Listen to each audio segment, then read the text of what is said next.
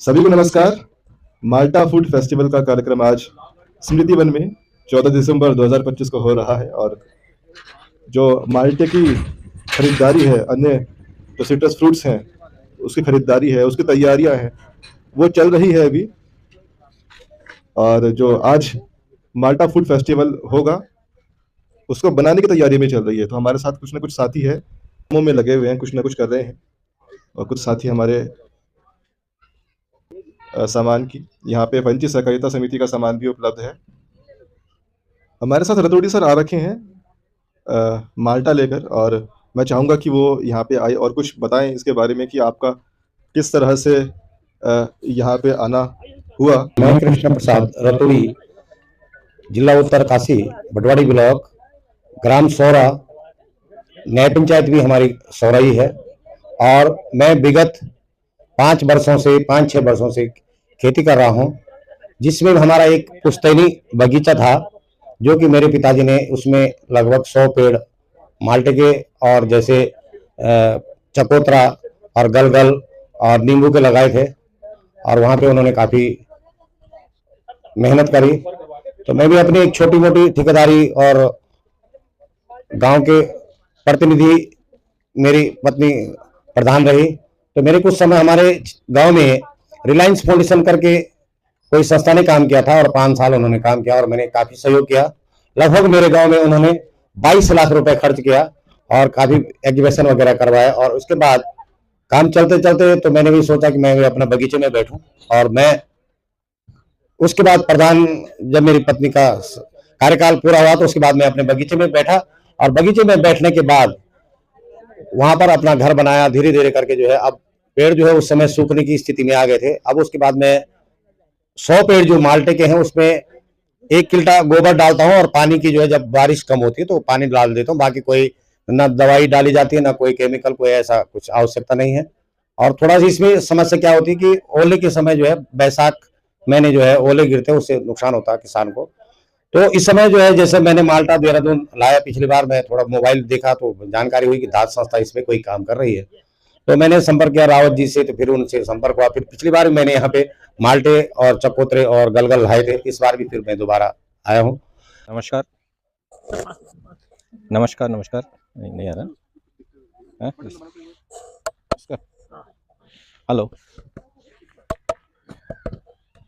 कुछ है कुछ। Hello hello hello. नमस्कार। मैं सबसे पहले तो जो माल्टा का आप लोगों ने एक अभियान किया उसको प्रोत्साहन देने के लिए, उसके लिए देहात के सभी पदाधिकारियों का धन्यवाद करता हूं, और सब किसानों को भी संगठित किया दोनों तरफ से। और मैं हमेशा, मैं जब इसका केंद्रीय अध्यक्ष था तब हमारा अनुभव हरेला को लेके था। पहले देहात की विचारधारा थी कि हम न सरकार से बात करेंगे, न किसी राजनीतिक संगठन से, हम अपने मुहिम अपने आप चलाएंगे।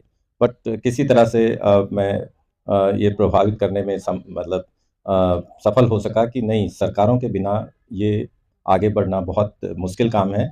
और 2010 का वो मूवमेंट 2015 में राज्य पर्व जब हरेला को घोषित किया गया, तो वो एक मुहिम जो ट्री प्लांटेशन की थी वो एक सक्सेस स्टोरी की तरह सामने आई। और उसी मुहिम से आगे मैं बहुत आशावान हूँ।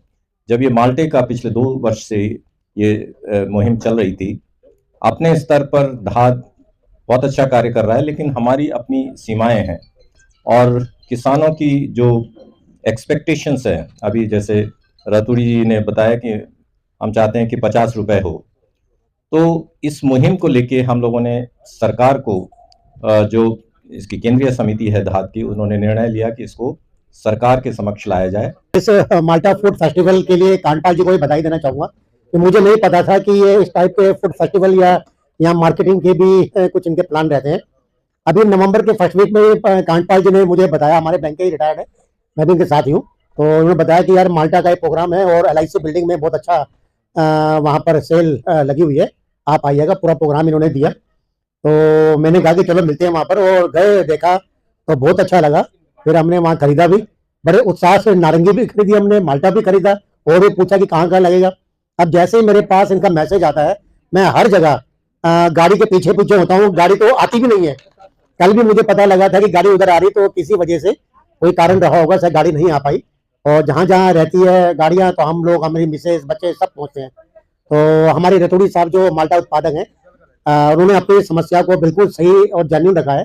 ये उत्पादक हैं, मेहनत करते हैं और इनको 40 रुपए के हिसाब से मिलता है जो भी कॉस्ट इनकी है। और मैं तो यही कहूँगा कि हम सभी साथी लोग मिलकर के ज़्यादा से ज़्यादा माल्टा की मार्केटिंग करें, ताकि हमारे जो उत्पादक हैं पहाड़ में, उनको उसका अच्छा मेहनताना उनको मिल सके। और हम सभी की ये जिम्मेदारी बनती है, नैतिक जिम्मेदारी बनती है। एक प्रकार से मान के चलिए कि रतौड़ी साहब या इनके जैसे बहुत सारे उत्पादक होंगे जिनकी समस्याएं रहती हैं, और हम लोग जो है एक मार्केटिंग प्लेयर बन के इनके लिए पूरे राज्य में अपने साथियों को बता करके आगे चल सकते हैं। मैं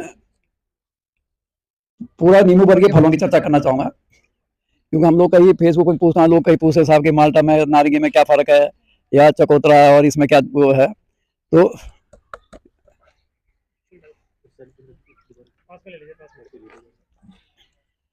हाँ हाँ, तो हाँ जी, तो एक इसमें कई ग्रुप होते हैं। जैसे हम लोग बात करते हैं नींबू वर्गीय फलों की, मतलब इन टोटल एक समझने के लिए, एक जानकारी के लिए, बेसिक जानकारी के लिए आपको संज्ञान में लाना चाहूँगा कि हम लोग जब भी बात करते हैं नींबू वर्गीय फलों की करते हैं, उसके अंदर कई ग्रुप्स हैं। एक तो हो गया माल्टा और उसको स्वीट ऑरेंजेस है, माल्टा और मौसमी, उसका एक ग्रुप हुआ, उसको स्वीट ऑरेंजेस कहते हैं, और उसका बॉटनिकल नाम जो है सीट्रस साइनेंसिस करके है। और इसकी 1775 में ये चाइना, मतलब इसमें जो बॉटनिकल नाम जो दिया गया था वो चाइना उसके उससे मिला। और इसी तरह से जो है जो दूसरा ग्रुप हुआ वो हुआ आपका मैंड्रिन ग्रुप, जिसमें संतरा हो गया, नारंगी हो गया। तो इन दोनों में डिफरेंस क्या है कि जो ये संतरा और ये नारंगी हैं, ये लूज जैकेटेड होती हैं, मतलब ये आसानी से छिल जाएंगे। ये तो हो गई नारंगी। माल्टा का जो है वो स्किन टाइट होगा, उसमें नंबर ऑफ सीड्स ज़्यादा होंगे, नारंगी में नंबर ऑफ सीड्स कम होंगे। तीसरा हो गया लाइम, कॉमन लाइम जिसको कागजी नींबू कहते हैं, ठीक है। चौथा ग्रुप हो गया आपका ये हिल लेमन, जो ये बड़ा आप देख रहे हैं गलगल, ये चौथा ग्रुप हो गया ये हिल लेमन का। उसके बाद जो है वो आया आपका ग्रेप फ्रूट। ग्रेप फ्रूट बड़ा साइज का, गोल गोल देखते होंगे आप, सड़क पे किनारे जो जूस जो बनाते हैं, ये काफी, उसमें भी कई वैरायटी होती हैं। माल्टे के बारे में जब मुझे पता लगा और तन्मय जी ने इसका जो है वो एक ईडीएम टाइप बना के भेजा था, तो उसी दिन से मेरे मन में जिज्ञासा हो गई थी कि भाई कैसा होगा, क्या होगा। और सबसे पहले मुझे याद आता है कि जब मैं बहुत ही, मतलब मैं छोटा था, फर्स्ट या सेकंड में रहा हूँगा, तो मेरे पिताजी उस समय डिप्टी इंस्पेक्टर ऑफ स्कूल थे और वो पोस्टेड थे पौड़ी में। तो मुझे याद है कि जब हम छोटे थे तो मैंने जिस घर में हम रहते थे पौड़ी में, वो किराए पे रहते थे, तो सामने 2-3 पेड़ थे। अच्छा, मैंने पहली बार देखा था बचपन में, तो मैंने अपने पिताजी से पूछा, मैंने कहा पिताजी ये क्या चीज है? तो उन्होंने कहा बेटा ये माल्टा है। और वो पहला टाइम था कि जब मैंने बचपन में माल्टे को चखा था, और इसका स्वाद बिल्कुल अलग होता है। अगर आप देखें कि जो ये कीनू है, कीनू में अलग तरह का मिठास टाइप की होती है, लेकिन इसमें खटमिट टाइप का होता है, और एक इसकी तासीर बड़ी अच्छी होती है। और जैसा यहाँ पे लिखा गया है या बताया गया है मेरे से पूर्व प्रवक्ताओं ने कि इसमें कैल्शियम होता है, इसमें पोटेशियम है, इसमें जो है जितने मिनरल्स हैं, अच्छे अच्छे मिनरल्स हैं। और दूसरा, कोई भी इसमें पेस्टिसाइड्स का बिना छिड़काव के है। जैसा आपने पहले बताया कि पंजाब में जो है इतना कैंसर हो रहा है कि ट्रेन कही जा रही है कि पूरी कैंसर वाली ट्रेन जा रही है। तो हमें अगर इस तरह के उत्पाद हमें मिल रहे हैं तो हम सस्ते मिल रहे हैं, तब भी हम जो है बड़े बड़े मॉल्स में जाके महंगे वाले, वो जो फॉरेन से आने वाले, वो 350 रुपए वाले हैं, उन संतरों को देख के हम आकर्षित हो रहे हैं। क्योंकि साथियों, ऐसा नहीं है कि कोई चीज अगर महंगी होगी तभी अच्छी होगी। हमें जो अपने लोकल उत्पाद है उन्हें बढ़ाना चाहिए। और जैसा मैंने आपको पहले बताया था कि मैं जब पिताजी वहां पोस्टेड थे, उसके बाद मेरे फादर गोपेश्वर गए। तो गोपेश्वर में फिर तो मैं यहाँ कॉलेज में पढ़ते थे हम, तो मेरे पिताजी, उस समय तो देखो मोबाइल नहीं होता था, मेरे पिताजी फोन करते थे, कहीं पे फोन आता था कि फलानी डेट को मैं जो है वहां से माल्टे का कट्टा रख दूंगा, और रोडवेज में फिर मैं उसको लेकर साइकिल में लेके वो जो मसूरी बस अड्डा है वहां से लेके आता था। धात संस्था के साथ जुड़ना और उसको फिर साथ साथ चलना की मेन वजह यही थी कि धात संस्था में जिस तरह से डिवोटेड लोग हैं जो संपर्क में आए, उनको देख के काफ़ी मोटिवेशन होता है, प्रेरणा मिलती है कि किस तरह से आदमी अपने निहित स्वार्थ को छोड़ के उससे ऊपर उठकर पहाड़ के अपने भाई बंधुओं को की मदद करना चाहता है। मेरा जो सबसे पहले जुड़ने का जो वजह था वो था कि देहरादून में यहाँ पे और साथ में हेलो हरियाली कार्यक्रम को आगे बढ़ाना, कॉलोनियों में पेड़ पौधों का रोपण करना, और इसी क्रम में आप लोगों का हमारे शांति विहार में भी पदार्पण हुआ और हम लोग ने वहाँ भी वृक्षारोपण करके कुछ एक कदम हरियाली की तरफ आगे बढ़ाया, और तब से निरंतर रूप से हम साथ साथ हैं। इसके अलावा जब करीब आया तो देखा कि धाद सिर्फ हरियाली ही नहीं बल्कि और भी कई मायनों में लोगों की मदद कर रही है, पहाड़ के बंधुओं की मदद कर रही है, जो कि काफ़ी प्रेरणादायक है। और जहाँ तक माल्टा ये का मंच चला तो हमने भी कोशिश की कि मेरे कॉलोनी के पास सरस्वती विहार और TSDC कॉलोनी में जब वैन आया तो हम सभी लोगों ने और अपने मित्रों को भी, आज मेरे साथ मिस्टर नागलिया भी हैं जो कि हमारी कॉलोनी के, हमने कहा भाई चलिए, और हम लोग प्रयास करते हैं। अभी तो एक ही लोग आए हैं लेकिन हमारी कॉलोनी 60 घरों से सुसज्जित है, तो मैं कोशिश करूंगा कि धीरे धीरे 50% भी लोग जुड़ जाएं तो 20-25 परिवार जुड़ेगा, और एक ये बहुत बड़ा कदम होगा। इन्हीं शब्दों के साथ मैं धाद और इस माल्टा प्रकरण को के लिए शुभकामनाएं, और हमसे जो भी सहयोग होगा वो हम ज़रूर करते रहेंगे। उसी संदर्भ में ये वर्तमान में हमारा एक माल्टे का महीने का अभियान चल रहा है। तो इसके अंतर्गत हम पिछले कई दिनों से लगातार जो है माल्टे की वैन, माल्टे की गाड़ी को लेकर के विभिन्न स्थानों पर जाते हैं और वहां पे माल्टे का लोगों से कहते हैं कि इनको लीजिए।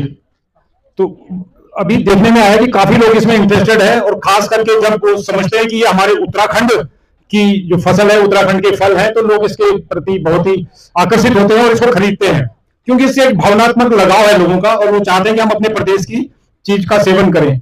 अब इससे बहुत सारे लाभ भी हैं, जैसे कि इसमें फर्टिलाइजर नहीं डालते हैं, केमिकल नहीं पड़ते हैं, और एकदम ऑर्गेनिक है। तो ये इसमें बहुत ही अच्छी बात है कि ये इसमें कोई बीमारी नहीं हो सकती इसको खाने से। जैसे कि हम दूसरी चीजें जिनमें केमिकल डालते हैं, फर्टिलाइजर डालते हैं, तो उनसे कुछ ना कुछ नुकसान होता है। तो माल्टा एक ऐसी चीज है कि जिसमें बिल्कुल ऑर्गेनिक है और हमारी सेहत के लिए बहुत ही अच्छा है। तो आप इसको देखते हैं कि ये बिल्कुल एक दवाई के तौर पे भी इसको हम कह सकते हैं, मेडिसिनल फ्रूट भी कह सकते हैं इसको। तो मैं कहता हूं कि माल्टा खाइए और स्वस्थ रहिए, माल्टा खाइए और सेहत बनाइए, माल्टा खाइए और बीमारियों को दूर भगाइए।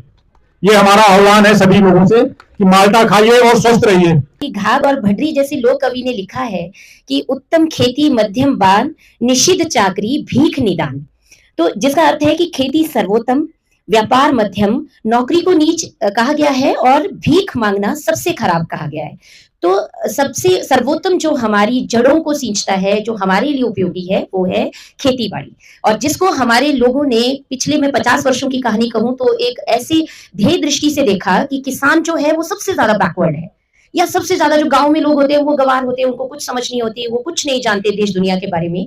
लेकिन जो हेल्थ स्टेटस आज की डेट में लोगों का है, जहां 100 वर्ष पहले एवरेज एज होती थी और आज के टाइम में हम 60 मान के चल रहे हैं, वो इसी वजह से है क्योंकि हमारा खान पान और जितनी भी जो अभी सभी बुद्धि जिन्होंने अपने विचार रखे कि हम लोग यूरिया बेस्ड या विभिन्न जितने भी केमिकल्स हैं उससे बनी हुई चीजों को खा रहे हैं, उससे उत्पादित चीजों को खा रहे हैं जो हमारी हेल्थ को इफेक्ट करता है। तो मैं धाद का बहुत बहुत धन्यवाद करती हूँ क्योंकि बहुत सारे ऐसे कार्यक्रम जो जड़ों से जुड़े हुए हैं, जो हमारी ग्रामीण अर्थव्यवस्था को लेकर भी आगे बढ़ते हैं, उसमें माल्टा का जो फूड फेस्टिवल है ये बहुत ही अच्छा रहा और पूरे प्रदेश में इसका मैसेज गया। इवन बाहर के राज्यों में भी माल्टा का मैसेज गया क्योंकि हम सोशल मीडिया में देखते हैं कि लगातार अब लोग जो हैं, चाहे बॉलीवुड टॉलीवुड कहीं के भी लोग हैं, वो चाहते हैं कि जो हाई एल्टीट्यूड की चीजें हैं वो हमें मिले।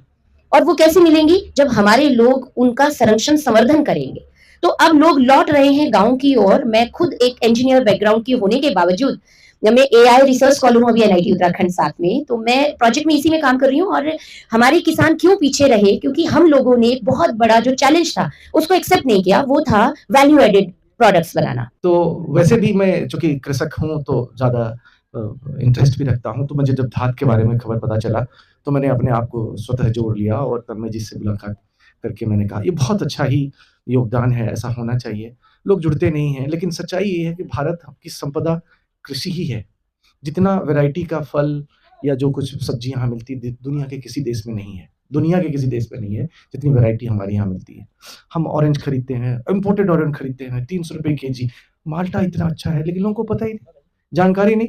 मैंने देखा एक ही जगह माल्टा और ऑरेंज भी बिकता है, ऑरेंज खरीदते हैं लेकिन माल्टा की जानकारी नहीं होने के कारण लोग उसको छोड़ देते हैं। तो मैं जहाँ भी जाता हूँ तो मैं कहता हूँ कि ये माल्टा हमारा बाहर का प्रोडक्ट है, हाई एल्टीट्यूड प्रोडक्ट है। जो पढ़े लिखे हैं उनको तो जानकारी है हाई एल्टीट्यूड के बारे में, जो नहीं है उनकी ज़्यादा जानकारी नहीं है। उनको ऑफ़र करता हूँ free glass of Malta juice. अभी भी मैं 10 केजी लिया हूँ और जहाँ कहीं भी मिलता है तो मैं 10-10, 20-20 केजी लेता हूँ। और जब वो पीते, अरे ये तो बड़ा अच्छा है, बड़ा टेस्टी है, बहुत मीठा है। तो शुरू में तो थोड़ा मेहनत करना पड़ता है। और उत्तराखंड में जितने प्रोडक्ट्स हैं अपने गाँव में, जंगलों में, आपने सही कहा मैडम, वैल्यू एडेड प्रोडक्ट्स पर ना तो कभी हमारी सरकार ने इस पर ध्यान दिया, ना ही कोई सामाजिक सहयोग मिला किसी को। इस परिस्थिति में धात को मैं बहुत ही कहता हूँ कि बहुत योगदान है आप सबका। और पिछले दफ़ा एक कंपनी आई थी जिन्होंने माल्टा और प्लम जूस और बुरांस वगैरह, वो कंपनी नहीं है but that company is doing very well now. उसके प्रोडक्ट अच्छे हो रहे हैं। तो हमें उस एग्ज़िबिशन में भी जाने की ज़रूरत है। ठीक है, ये धात का अपना एक क्लोज़ ग्रुप है, लेकिन जहाँ कहीं भी एग्ज़िबिशन लगता है, वहाँ हम अपने स्टॉल को लगाएँ कि हमारे उत्तराखंड की जंगल के प्रोडक्ट क्या हैं। मैं सिर्फ ये कहना चाहता हूँ आप सब लोगों को कि कलियों का जो हमने एक मुख्य उद्देश्य जब हमने कलियों करना शुरू किया तो वो ये था कि फंची के साथ-साथ हम लोगों को पहाड़ के खाने का और जो पहाड़ का पहाड़ी अनाज और पहाड़ी प्रोड्यूस से बना हुआ जो अलग-अलग व्यंजन है, उसका एक टेस्ट दें, ताकि लोग अपनी रोज़ाना थाली में उसको जोड़ सकें। और पहाड़ का तो हम सब लोग अधिकतर पहाड़ से ही हैं। हम जानते ही हैं कि पहाड़ के खाने में पहाड़ की दालें, पहाड़ का अनाज, पहाड़ का चावल, ये सब चीज़ों में कितनी ज़्यादा पौष्टिकता है, बजाय जो आजकल बाज़ार में हम मिल का आटा और दूसरी चीज़ें जो खाते हैं, उनके बजाय हमारे पहाड़ का खाना बहुत ज़्यादा पौष्टिक है, गुणवत्ता वाला है। तो कलियों का हर बार जो हम करते हैं, उसका उद्देश्य यही होता है कि अलग-अलग व्यंजन हम प्रस्तुत करें, जिसे आप खा कर के अगर आपको अच्छे लगें, तो आप उसको अपने नियमित भोजन में, अपनी थाली में ऐड करें। आजकल की दुनिया में जहाँ पॉल्यूशन इतना बढ़ रहा है और केमिकल और अडल्ट्रेशन खाने की चीज़ों में इतनी ज़्यादा हो गई है, वहाँ पर अगर हम पहाड़ का खाना और पहाड़ की चीज़ें अडॉप्ट करते हैं, तो हमें कम से कम पॉल्यूशन से हट के, केमिकल से हट के एक बहुत शुद्ध प्राकृतिक चीज़ें मिलती हैं और हमारे खाने में हमारी सेहत से हम एक अच्छा उसको कर सकते हैं।